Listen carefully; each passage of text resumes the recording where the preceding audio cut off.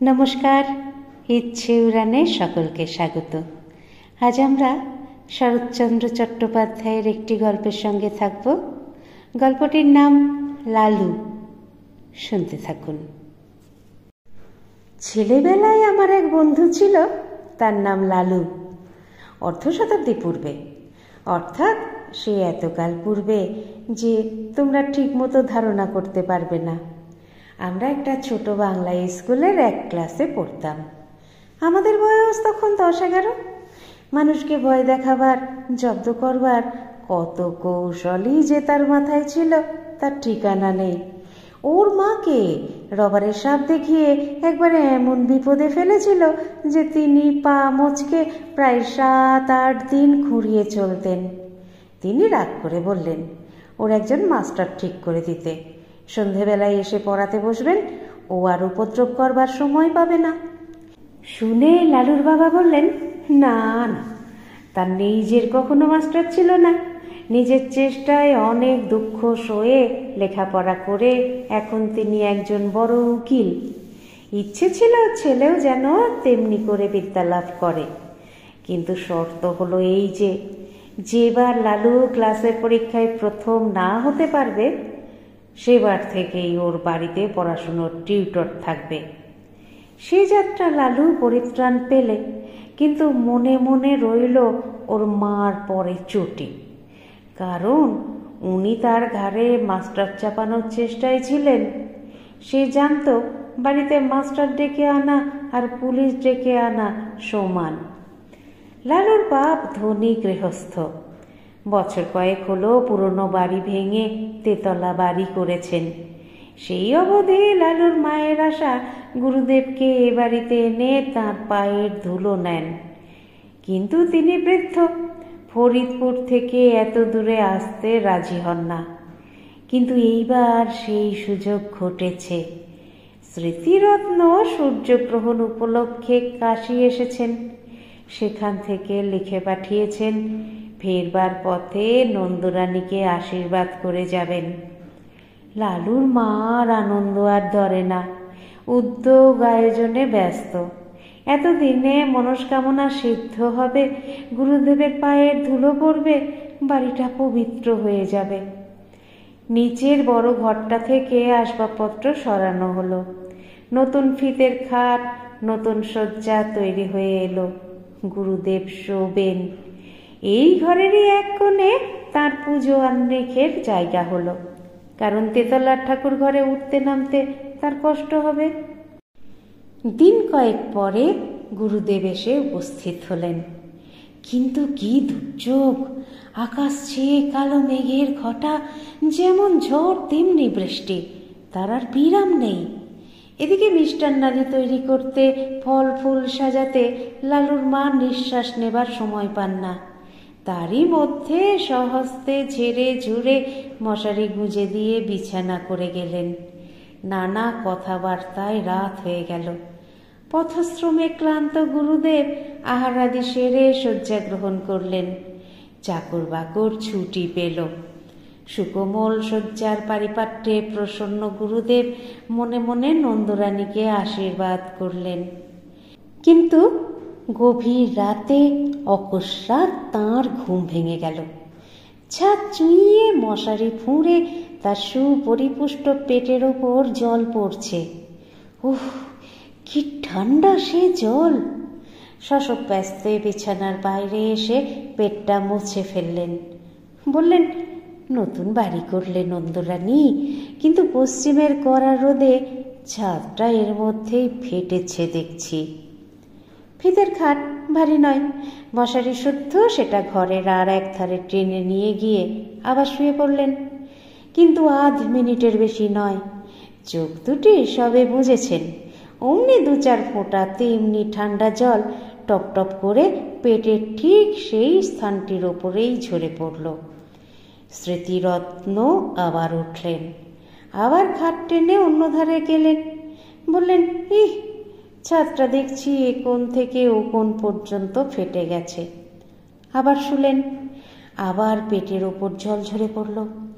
আবার উঠে পেটের জল মুছে খাটটা টেনে নিয়ে আর এক ধারে গেলেন। কিন্তু শোভা মাত্রই তেমনি জলের ফোঁটা। আবার টেনে নিয়ে আর এক ধারে গেলেন, কিন্তু সেখানেও তেমনি। এবার দেখলেন বিছানাটাও ভিজেছে, শোবার জো নেই। স্মৃতিরত্ন বিপদে পড়লেন। বুড়ো মানুষ, অজানা জায়গায় দোর খুলে বাইরে যেতেও ভয় করে, আবার থাকাও বিপজ্জনক।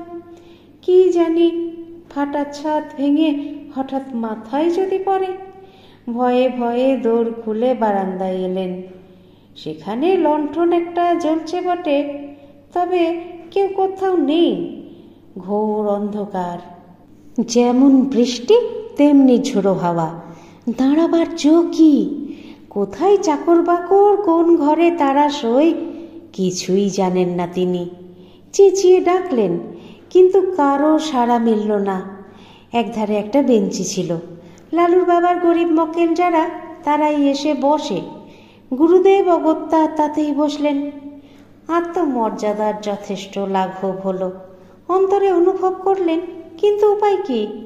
উত্তরে বাতাসে বৃষ্টির ছাঁটের আমেজ রয়েছে, শীতে গা শিরশির করে। কোঁচার খুঁটটা গায়ে জড়িয়ে নিয়ে পা দুটি যথাসম্ভব উপরে তুলে যথাসম্ভব আরাম পাওয়ার আয়োজন করে নিলেন। নানাবিধ শ্রান্তি ও দুর্বিপাকে দেহ অবশ, মন তিক্ত, ঘুমে চোখের পাতা ভারাতুর। অনভ্যস্ত গুরু ভোজন ও রাত্রি জাগরণে দুই একটা অম্ল উদ্গারের আভাস দিলে। উদ্বেগের অবধি রইল না। হঠাৎ এমনি সময় অভাবনীয় নূতন উপদ্রব। পশ্চিমের বড় বড় মশা দুই কানের পাশে এসে গান জুড়ে দিলে। চোখের পাতা প্রথমে সাড়া দিতে চায় না, কিন্তু মন শঙ্কায় পরিপূর্ণ হয়ে গেল। কি জানি এরা সংখ্যায় কত। মাত্র মিনিট দুই অনিশ্চিত নিশ্চিত হলো। গুরুদেব বুঝলেন সংখ্যায় এরা অগণিত। সে বাহিনীকে উপেক্ষা করে বিশ্বে এমন বীরপুরুষ কেউ নেই। যেমন তার জলুনি, তেমনি তার চুলকুনি। স্মৃতিরত্ন দ্রুত স্থান ত্যাগ করলেন, কিন্তু তারা সঙ্গ নিলে। ঘরের মধ্যে জলের জন্যে যেমন, ঘরের বাইরে মশার জন্যে তেমন। হাত পায়ের নিরন্তর আক্ষেপে, গামছার সঘন সঞ্চালনে কিছুতেই তাদের আক্রমণ প্রতিহত করা যায় না। স্মৃতিরত্ন এপাশ থেকে ওপাশে ছুটে বেড়াতে লাগলেন। শীতের মধ্যেও তার গায়ে ঘাম দিলে ইচ্ছে হলো ডাক ছেড়ে চেঁচান, কিন্তু নিতান্ত বালকোচিত হবে ভেবে বিরত রইলেন। কল্পনায় দেখলেন নন্দরানী সুকোমল শয্যায় মশারির মধ্যে আরামে নিদ্রিত। বাড়ির চেয়ে যেখানে আছে পরম নিশ্চিন্তে সুপ্ত, শুধু তাঁর ছুটোছুটিরই বিরাম নেই। কোথাকার ঘড়িতে 4টে বাজল। বললেন, কামড়া বেটারা, যত পারিস কামড়া, আমি আর পারি নে। বলেই বারান্দায় একটা কোণে পিঠের দিকটা যতটা সম্ভব বাঁচিয়ে ঠেস দিয়ে বসে পড়লেন। বললেন, সকাল পর্যন্ত যদি প্রাণটা থাকে তো এই দুর্ভাগা দেশে আর না। যে গাড়ি প্রথমে পাবো সেই গাড়িতেই দেশে পালাবো। কেন যে এখানে আসতে মন চাইতো না তার হেতু বোঝা গেল। দেখতে দেখতে সর্বসন্তাপ হর নিদ্রায় তা সারা রাত্রি সকল দুঃখ মুছে দিলে। স্মৃতিরত্ন অচেতন প্রায় ঘুমিয়ে পড়লেন। এদিকে নন্দরানী ভোর না হতেই উঠেছেন। গুরুদেবের পরিচর্যায় লাগতে হবে। রাত্রে গুরুদেব জলযোগ করেছেন মাত্র, যদিচ তা গুরুতর, তবুও মনের মধ্যে ক্ষোভ ছিল। খাওয়া তেমন ভালো হয় নাই। আজ দিনের বেলা নানা উপচারে তা ভরিয়ে তুলতে হবে। নিচে নেমে এলেন, দেখেন দোর খোলা। গুরুদেব তাঁর আগে উঠেছেন ভেবে একটু লজ্জা বোধ হলো। ঘরের মধ্যে মুখ বাড়িয়ে দেখেন তিনি নেই। কিন্তু এ কি ব্যাপার? দক্ষিণ দিকের খাট উত্তর দিকে, তার ক্যাম্বিসের ব্যাগটা জানলা ছেড়ে মাঝখানে নেমেছে। কোষাকুষি আসন প্রভৃতি পূজান্নেকের জিনিসপত্রগুলো সব এলো মেলো, স্থানভ্রষ্ট। কারণ কিছুই বুঝলেন না। বাইরে এসে চাকরদের ডাকলেন, তারা কেউ তখনও ওঠেনি। তবে একলা গুরুদেব গেলেন কোথায়? হঠাৎ দৃষ্টি পড়ল, ওটা কি? এক কোণে আলো অন্ধকারে মানুষের মতো কি একটা বসে না। সাহসে ভর করে একটু কাছে গিয়ে ঝুঁকে দেখেন তাঁর গুরুদেব। অব্যক্ত আশঙ্কায় চেঁচিয়ে উঠলেন, ঠাকুরমশাই, ঠাকুরমশাই! ঘুম ভেঙে স্মৃতিরত্ন চোখ মেলে চাইলেন, তারপরে ধীরে ধীরে সোজা হয়ে বসলেন। নন্দরানী ভয়ে, ভাবনায়, লজ্জায় কেঁদে ফেলে জিজ্ঞাসা করলেন, ঠাকুরমশাই, আপনি এখানে কেন? স্মৃতিরত্ন উঠে দাঁড়িয়ে বললেন, সারা রাত দুঃখের আর পার ছিল না যে মা। কেন বাবা? নতুন বাড়ি করেছ বটে মা, কিন্তু ছাদ কোথাও আর আস্ত নেই। সারা রাতের বৃষ্টি বাদল বাইরে তো পড়েনি, পড়েছে আমার গায়ের ওপর। খাট টেনে যেখানে নিয়ে যায় সেখানেই পড়ে জল। পাছে ছাদ ভেঙে মাথায় পড়ে পালিয়ে এলাম বাইরে, কিন্তু তাতেও কি আর রক্ষে আছে মা? পঙ্গপালের মতো ডাঁশ মশা ঝাঁকে ঝাঁকে সমস্ত রাত্রি যেন ছুপলে খেয়েছে। এধার থেকে ছুটে ওধারে যায়, ওধার থেকে ছুটে এধারে আসি। গায়ের অর্ধেক রক্ত বোধ করি আর নেই মা। বহু প্রয়াস, বহু সাধ্য সাধনায় ঘরে আনা বৃদ্ধ গুরুদেবের অবস্থা দেখে নন্দরানীর দু চোখ অশ্রুসজল হয়ে উঠল। বললেন, কিন্তু বাবা, বাড়িটা যে তেতলা, আপনার ঘরের ওপর আরও যে দুটো ঘর আছে, বৃষ্টির জল 3-3টে ছাদ ফুটো করে নামবে কি করে? কিন্তু বলতে বলতেই তার সহসা মনে হলো, এ হয়তো ওই শয়তান লালুর কোনো রকম শয়তানি বুদ্ধি। ছুটে গিয়ে বিছানা হাতড়ে দেখেন মাঝখানের চাদর অনেকখানি ভিজে আর মশারি বেয়ে ফোঁটা ফোঁটা জল ঝরছে। তাড়াতাড়ি নামিয়ে নিয়ে দেখতে পেলেন ন্যাকড়ায় বাঁধা এক চাঙড় বরফ। সবটা গলেনি, তখনও এক টুকরো বাকি আছে। পাগলের মতো ছুটে বাইরে গিয়ে চাকরদের যাকে সম্মুখে পেলেন চেঁচিয়ে হুকুম দিলেন, হারামজাদা লেলো কোথায়? কাজকর্ম চুলোই যাকে, বজ্জাতটাকে যেখানে পাবি মারতে মারতে ধরে আন। লালুর বাবা সেইমাত্র নিচে নামছিলেন। স্ত্রীর কাণ্ড দেখে হতবুদ্ধি হয়ে গেলেন। কি কাণ্ড করছো? কি হলো?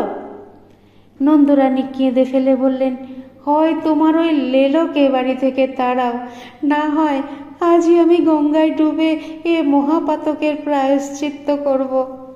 কি করলে সে? বিনা দোষে গুরুদেবের দশা কি করেছে চোখে দেখো গে।